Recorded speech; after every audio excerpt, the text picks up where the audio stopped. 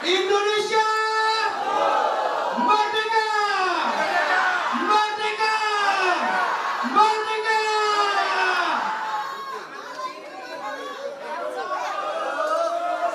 Anja Presiden, depan duduk. Nanti teriak keras kayak gitu kalau di kampung-kampung ya.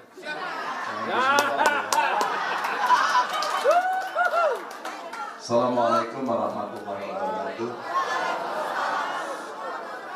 Selamat siang, salam sejahtera untuk kita semua. Om Swastiastu, Namo Buddhaya, Rahayu. Merdeka! Beberapa waktu lalu saya di WA oleh Pak Sis Wahyu, orang yang sangat saya hormati, pengalamannya sangat banyak, orang yang konsisten dalam garis perjuangan. Terima kasih Pak Sis. Pada saat itu beliau menggagas acara hari ini. Dan dalam diskusi kami juga sampaikan bahwa ada kegelisahan dalam proses demokrasi dan demokratisasi yang selalu kita lakukan. Lalu Bang Balar menambahi, Bang Buki mengingatkan, lalu terima kasih Pak Senior. Jadi Bu Aziza, beliau ini senior saya. Kami juga diskusi sebelumnya dalam ruang tertutup, Pak Nus, Pak Pak dari sana. Kami diskusi dalam ruang kecil untuk kita melihat sebuah proses demokrasi yang sebenarnya sesuatu yang biasa saja. Kenapa biasa saja? Karena ini 5 tahunan terjadi dan kita pernah melakukan. Tapi sesuatu yang tidak biasa dipertunjukkan dan kita semuanya melihat. Ada rasa kepantasan dan kepatutan yang kemudian menjadi pertanyaan publik. Lalu kita semua berpikir, apakah kita akan diam saja? Ataukah kita akan merespon? Respon. Sementara Bapak Ibu, kalaulah kemudian kita melihat Republik ini dilahirkan, darah sudah ditumpahkan, harta sudah hilang, nyawa ada taman makam pahlawan dan tempatnya yang kita tidak pernah tahu. Itu sudah terjadi. Dari siklus kekuasaan politik dari waktu ke waktu, kita selalu belajar bagaimana pemerintahan itu jatuh bangun. Sementara geopolitik dunia berubah demikian turbulens, multipolar. Banyak negara melakukan reposisi terhadap dirinya. Global climate change menekan, produksi pangan terganggu, sementara dominasi antar negara semua pasti ingin bersaing untuk menjadi jawarannya dan ingin mengatur dunia. Itu pasti akan dilakukan. Saya sedang tidak bicara bocoran debat besok. Tapi besok kita mau bicara ini. Pertanyaannya, Indonesia mau kemana? Saya tidak pernah tahu sampai hari ini diundang di sini, Pak Sis. Saya tidak pernah bermimpi pada soal itu. Tapi yang saya renungkan setiap hari adalah rasanya ini panggilan sejarah. Saya kira saya seperti Bapak Ibu teman-teman yang ada di sini. Saya bukan anaknya orang hebat, tapi orang tua saya begitu hebatnya mendidik saya. Hidup susah itu menjadi tarikan nafas harian saya. Bapak saya polisi, pangkatnya tidak tinggi.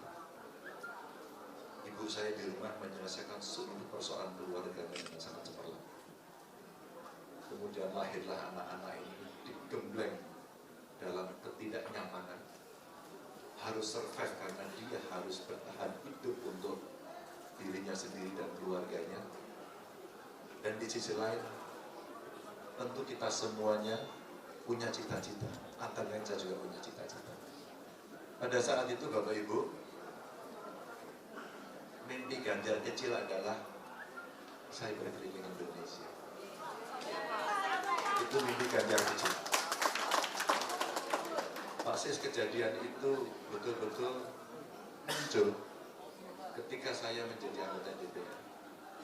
Disitulah saya baru bisa merasakan betul apa itu keadilan. Disitulah saya merasakan betul apa jargon-jargon politik yang ada di langit-langit itu. Dan itu mesti kita cantol, kita tarik turun, kita injakkan ke bumi agar dia bisa merasakan itu. Inilah waktu-waktu saya tur keliling untuk makin banyak bertemu rakyat. Jadi silakan survei dirilis, tapi saya akan bertemu dengan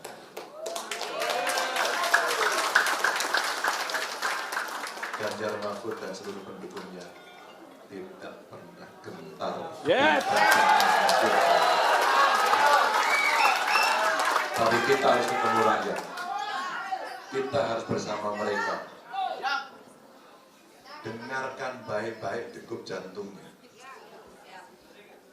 Cium bau keringat. Bahwa di sana membutuhkan kita semua untuk memperjuangkan nasibnya. Saya tidak bisa tinggal diam ketika memulai masa kampanye saya harus ke Papua. Dan ditampilkan oleh seorang pendeta Leo, saya ulang cerita ini. Yang dia harus menolong ibu melahirkan. Bapak Ganjar, kami berada dalam ketidakmudahan. Kami tidak punya ilmu itu. Tapi di kampung kami tidak ada fasilitas itu. Dan tidak ada orang yang mau menolong ini dan mampu menolong ini. Yang ada tinggal kami. Bapak Ibu, bagaimana cara menolongnya? Mereka akan membawa ke rumah sakit. Rumah sakitnya jauh. Kemana mereka harus lewat? Bukan jalannya rusak atau jelek. Tidak ada jalan. Dan kemudian kita berpesta pora ngomong tinggi-tinggi sekali. Dan kemudian 14 triliun mau digunakan untuk makan siang.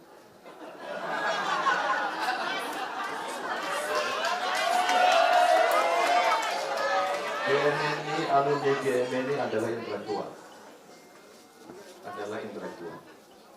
Mari kita makin kritis pada soal jargon, pada soal program, pada soal gimmick. Karena di balik politik yang besar, debat yang ditonton, tepuk tangan yang sangat meriah, sebenarnya ada tanggung jawab moral kita untuk melakukan pendidikan politik kepada rakyat. Jangan bohongi rakyat.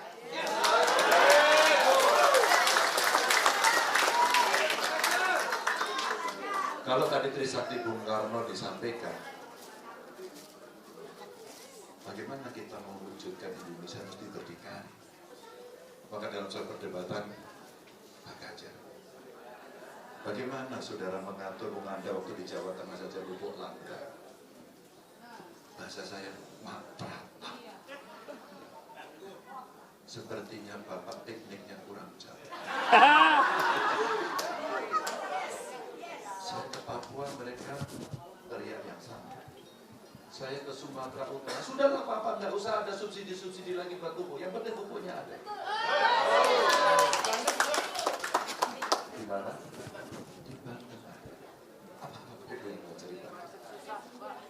Apakah iya kemudian pemerintahan ini akan kita kelola hanya dengan sekedar statement dan tampilan visual dengan optik yang menarik yang seolah-olah semuanya beres?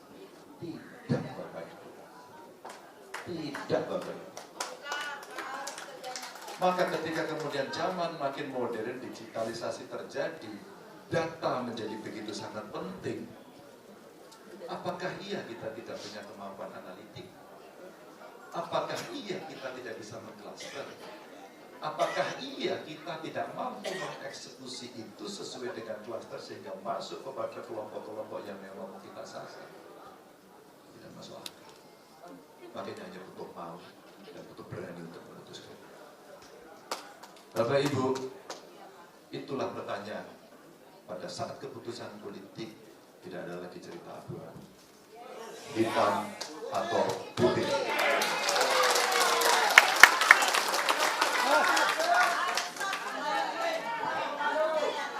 Maka ketika kemudian kita dihadapkan pada bonus demografi, PR kita begitu luar biasa. Ingat Bapak Ibu, yang mau kita kerjakan bukan sesuatu yang linear saja. Tidak simetris sekaligus. Dinamikanya sangat keras, gencetannya sangat kuat, dan kita mesti menempatkan diri. Maka kalau cerita Ipolexos Hankam, mari kita cerita lagi. Berdaulatkah politik kita? Mandirikah ekonomi kita? Apakah kita memegang kebudayaan kita? Atau kita cuma mau ngenger saja kepada mereka yang ada di sana? Ikut-ikutan saja. Bapak Ibu, kalaulah itu sebuah value atau nilai yang Bang Palang tadi sampaikan, kita yang mengaku nasionalis, dengan lambangnya banteng. Bantengnya ini mengendus, kepalanya miring, tuh tanduknya runcing, dan siap menanduk.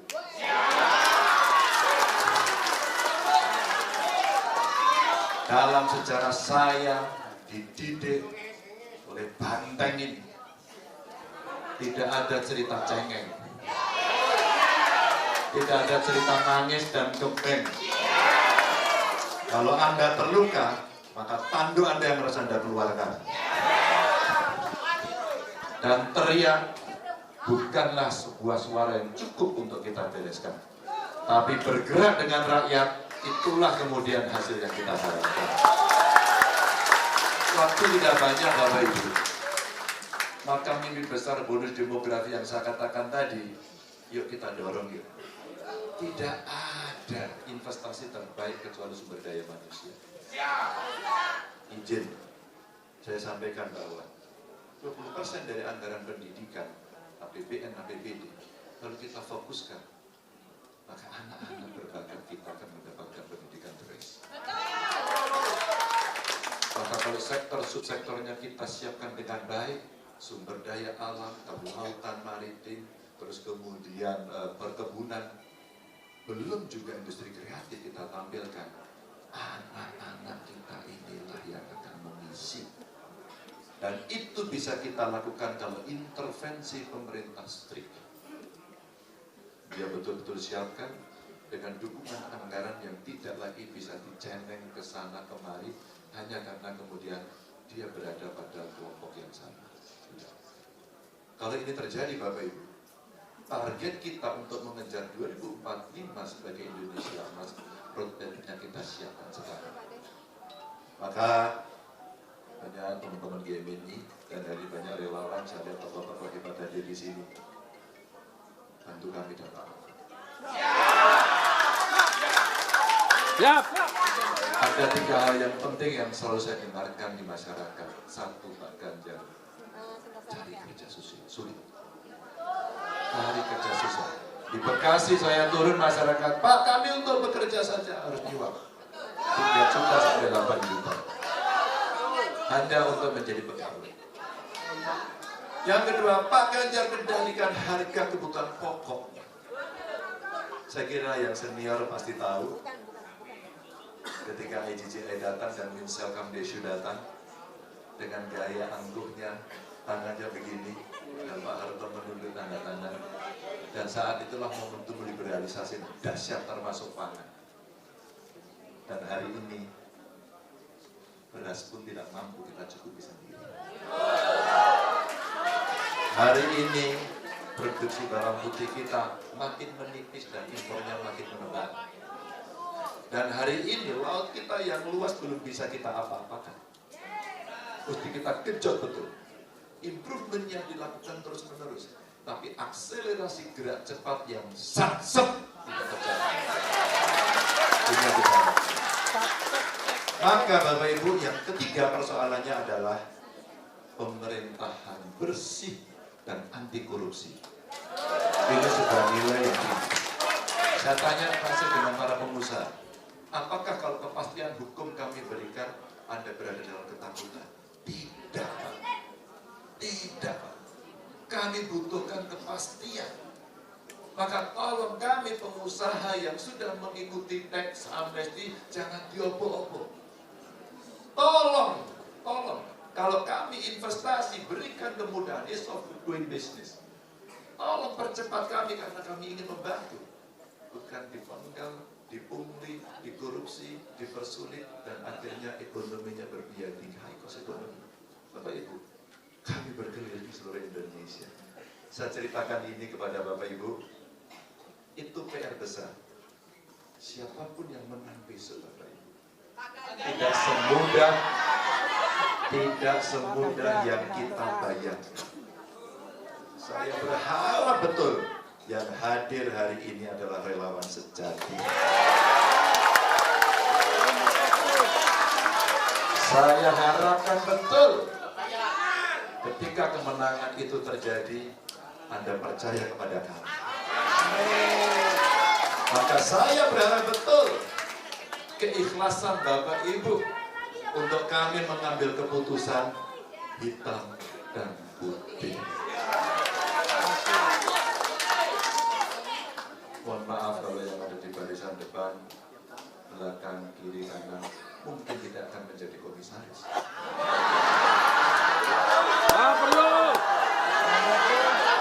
Mohon maaf, Anda bekerja luar biasa, suara Anda banyak, tapi Anda mungkin tidak akan masuk di kabinet. Bapak Ibu, saya sampaikan ini karena hari ini saya coba merasakan, ya Allah, apakah ini panggilan sejarah buat saya?